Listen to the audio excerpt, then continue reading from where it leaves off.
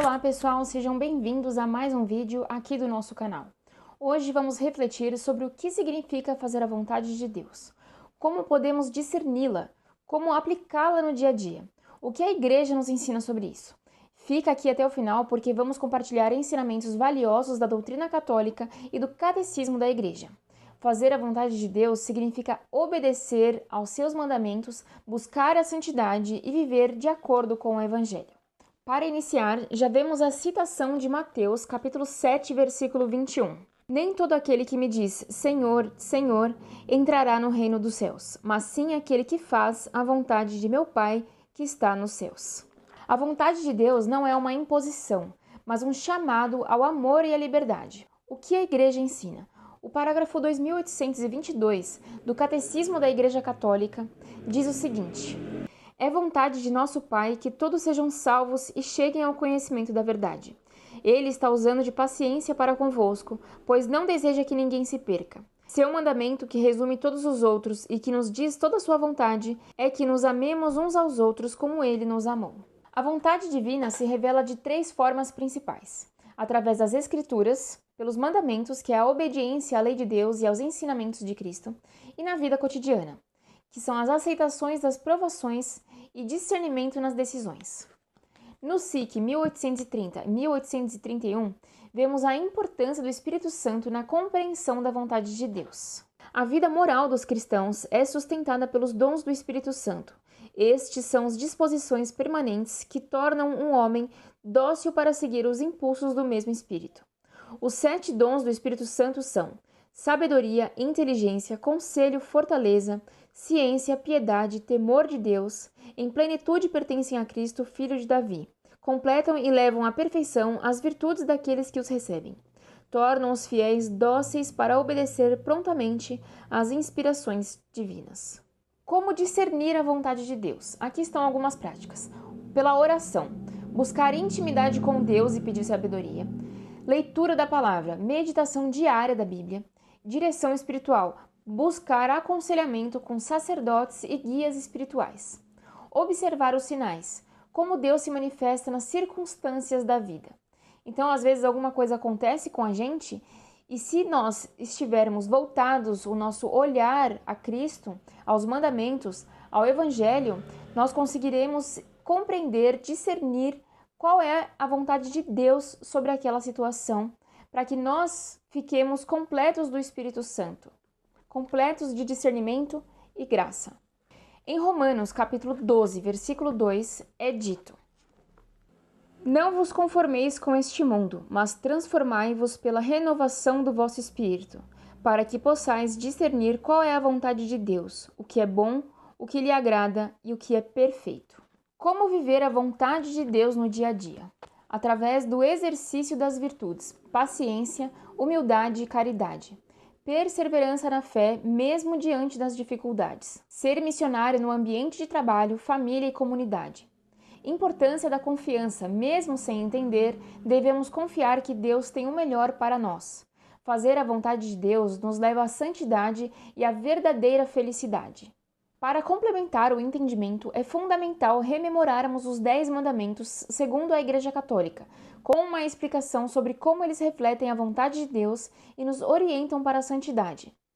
Se quiser se aprimorar ainda mais, aqui no canal temos um vídeo sobre esse tema específico. Primeiro, amar a Deus sobre todas as coisas. Deus deve ser a prioridade máxima em nossa vida.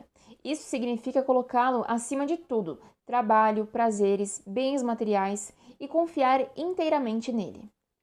Às vezes, até uma ansiedade, um sentimento, se a gente colocar muita energia naquele sentimento, ele já está tomando o lugar de Deus. Então, Deus tem que ser a supremacia, tem que estar acima de todos os nossos sentidos e sentimentos.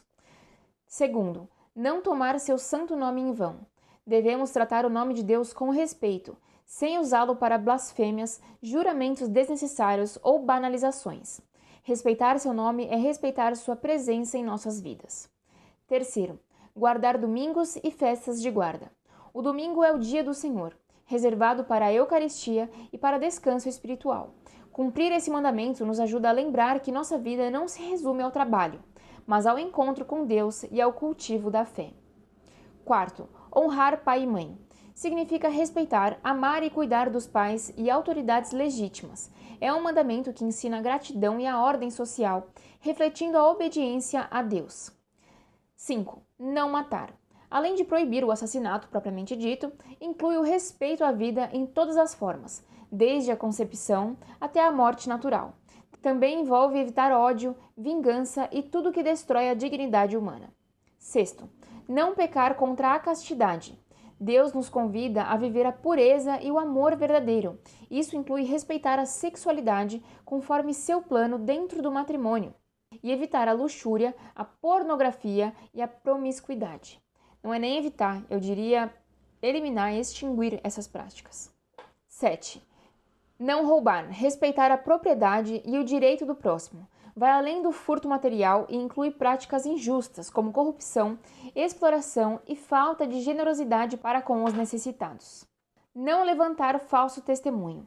Proíbe a mentira, a difamação e a calúnia. Falar a verdade reflete o caráter de Deus, que é a verdade.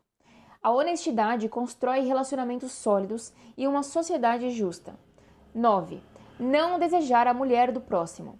Ensina a controlar desejos desordenados e a respeitar os compromissos conjugais alheios. Focar na fidelidade e na pureza do coração protege as relações e evita o adultério. 10. Não cobiçar as coisas alheias.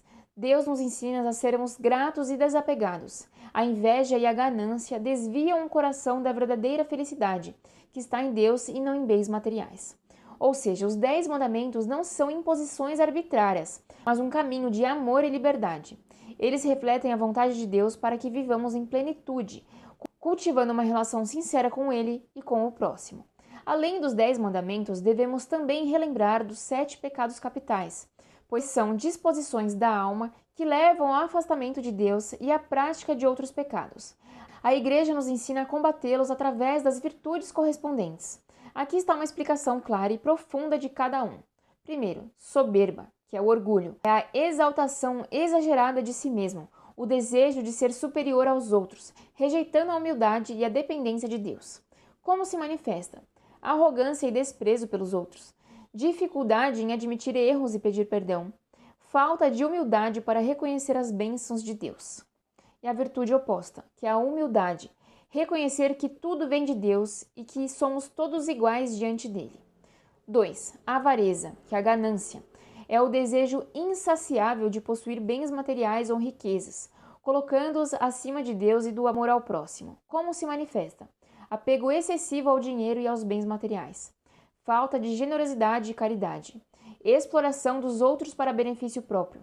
E a virtude oposta, generosidade. Compartilhar o que temos e confiar na providência divina. 3. Luxúria.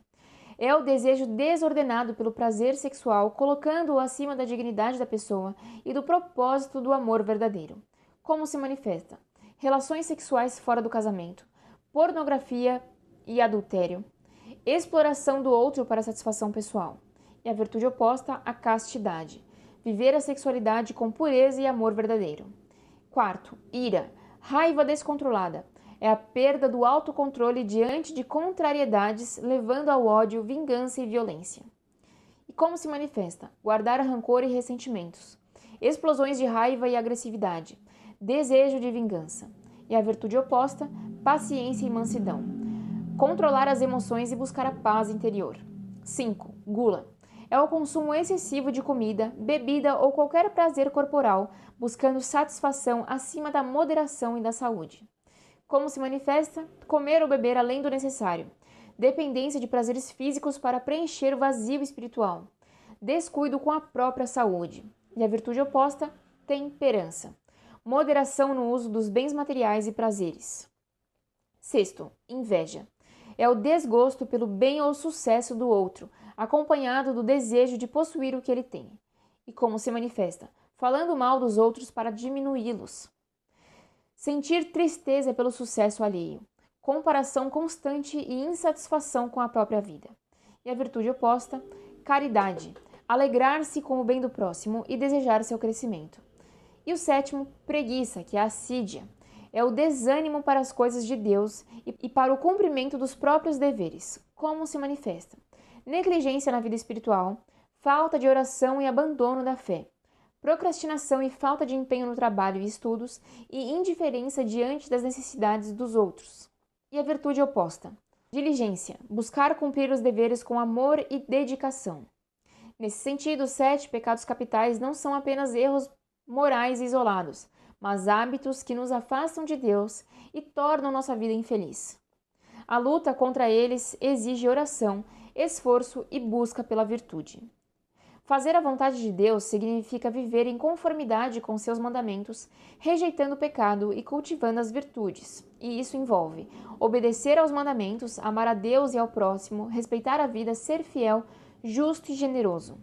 Combate aos pecados capitais, superar o orgulho, a avareza, a luxúria, a ira, a gula, a inveja e a preguiça, através da humildade, generosidade, castidade, paciência, temperança, caridade e diligência. E a busca contínua pela santidade. Orar, discernir a vontade divina nas Escrituras e viver uma fé ativa, praticando a caridade e confiando na providência de Deus. Seguir a vontade de Deus não é apenas obedecer regras, mas caminhar rumo à verdadeira felicidade e à santidade, alinhando nossa vida ao plano divino. Aqui estão alguns versículos que dizem respeito à obediência à vontade de Deus.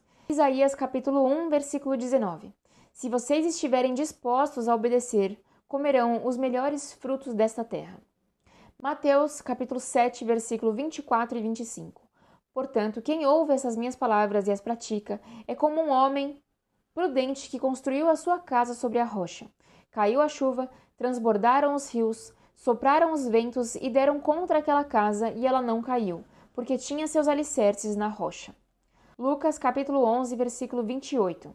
Ele respondeu: Antes, felizes são aqueles que ouvem a palavra de Deus e lhe obedecem. João capítulo 14, versículo 23. Respondeu Jesus: Se alguém me ama, obedecerá à minha palavra. Meu Pai o amará. Nós viremos a ele e faremos nele morada. Tiago, capítulo 1, versículo 22. Sejam praticantes da palavra, e não apenas ouvintes, enganando-os a si mesmo. O próprio nome oração tem a junção ora mais ação. Então, eles se complementam. É isso que a gente tem que levar na nossa vida. Ore, mas também haja. Colossenses, capítulo 3, versículo 2. Mantenham um pensamento nas coisas do alto e não nas coisas terrenas.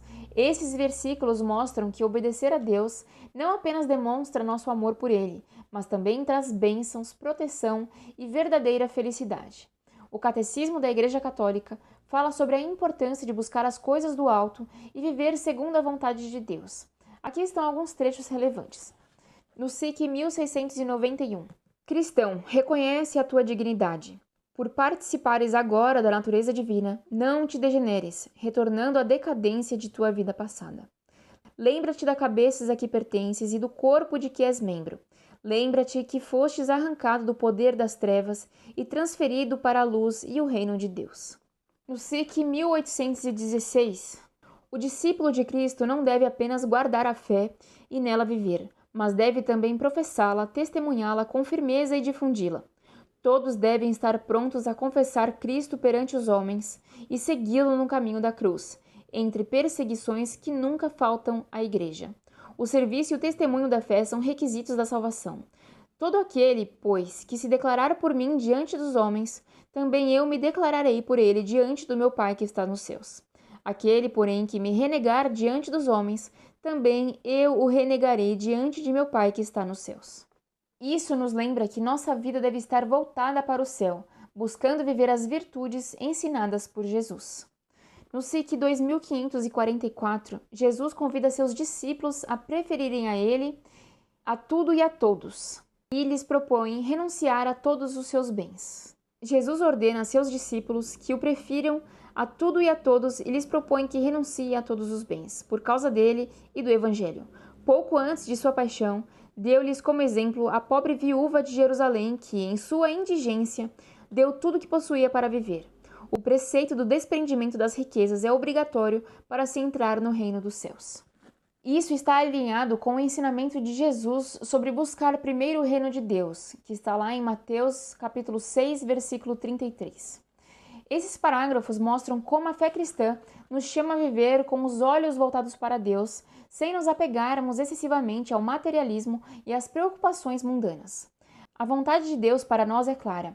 Ele deseja que vivamos em comunhão com Ele, buscando as coisas do alto e não nos prendendo excessivamente às preocupações deste mundo. Como diz em Colossenses capítulo 3, versículo 2, devemos manter nossos pensamentos voltados para o céu, pois é lá que está a verdadeira vida. Seguir a vontade de Deus significa confiar nele, viver conforme seus mandamentos e permitir que sua graça transforme nossa caminhada. Como cristãos, somos chamados a viver não apenas para este mundo passageiro, mas para a eternidade com Deus. Se essa mensagem tocou seu coração, não se esqueça de deixar seu like e se inscrever no canal para mais conteúdo sobre a fé cristã. Compartilhe esse vídeo com alguém que precisa ouvir essa palavra e me conte nos comentários como você tem buscado viver a vontade de Deus na sua vida. Que Deus te abençoe e até o próximo vídeo.